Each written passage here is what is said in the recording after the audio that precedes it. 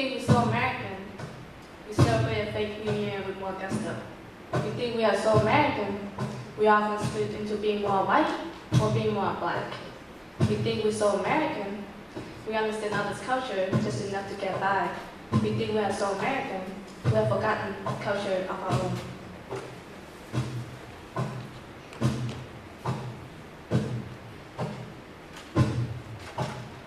Tabi, Nanda, my mom would start. Let me talk. Remember. Remember why we came here. The mantra unchanged. For you. Never would she understand the loneliness, the exile of my predicament. I, a mosaic, made of pieces made in the U.S., of others made in Burma. Together a whole, but unrecognized, crippled by society's urge to categorize, leaving me hovering between identities. Resented? Because when I spoke Burmese, I sounded like a foreigner. Yet, expected to excel in this society, where assimilation is necessary to advance. The collision, leaving me confused. Yearning for someone to tell me where I belong. Me, a person refusing to neglect that I am a product of the world I grew into and the world that I was born in. I am Burmese American, flawless, unjagged, cohabiting.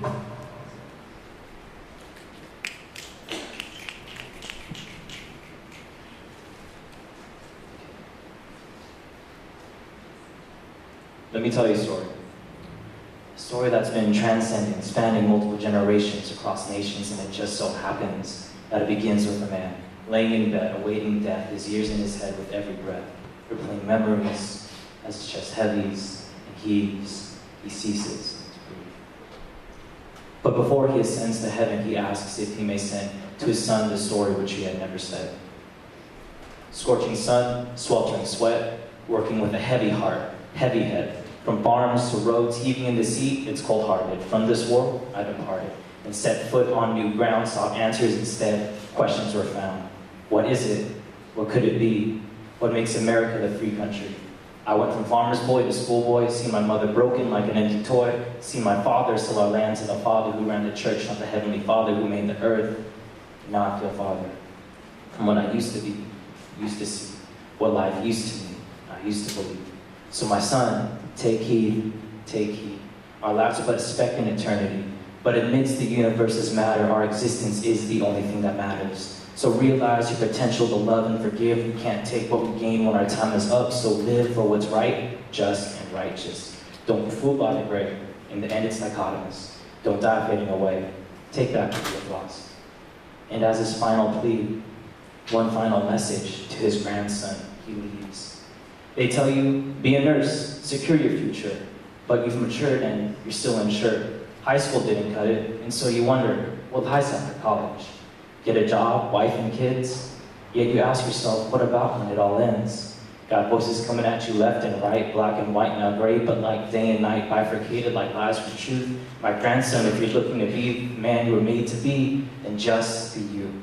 Be true about your pain, true about your grief, true to your faith, and stand true for what you believe. Protect your sister, have peace with your brother. Love is love, and there is no other replacement. I've looked in the wrong places for fulfillment until I found it in everyday graces. See, what many fail to realize is there's a source of joy and peace, and you're already connected.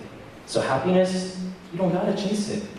So realize your potential to love and forgive. We can't take what we gain when our time is up. So live for what's right, just, and righteous. Don't be fooled by the gray. In the end, it's dichotomous. Don't die fading away. Take back what we have lost.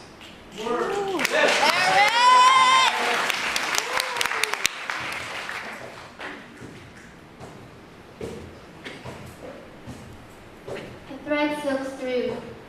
We are a people that are threaded through and through, connected to our ancestors, those who have worked and paved the paths before us, those who have lived through the circumstances, struggle, laughter, and love.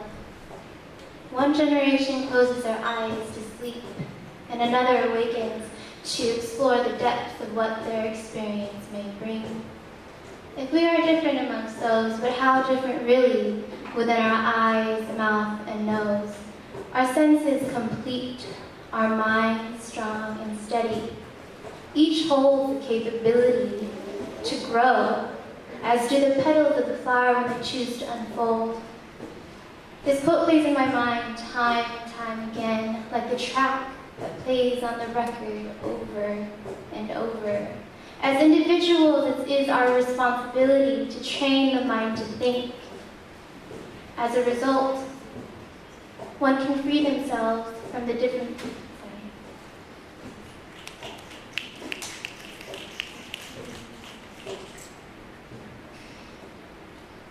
The expansion of knowledge is of high importance, a tool that comes in many forms.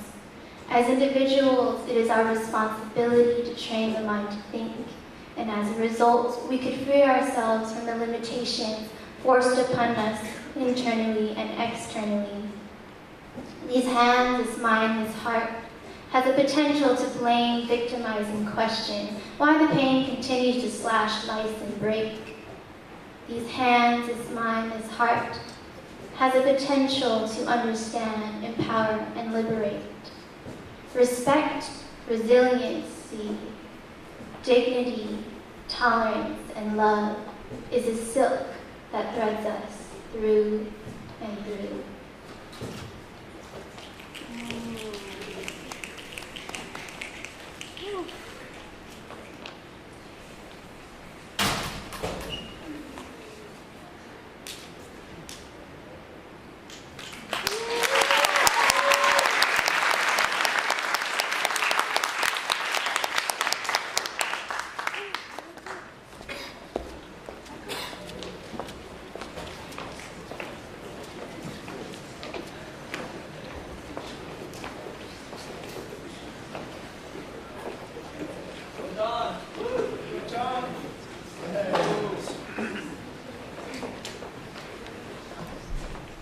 Before you all leave tonight, we want to leave you guys with a positive, hopeful message.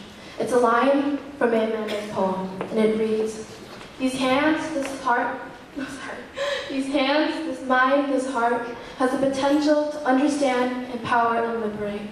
So we invite you all to stay together with us. One last time. On the count of 3, all together. 1, 2, 3. These hands, this mind, this heart, has the potential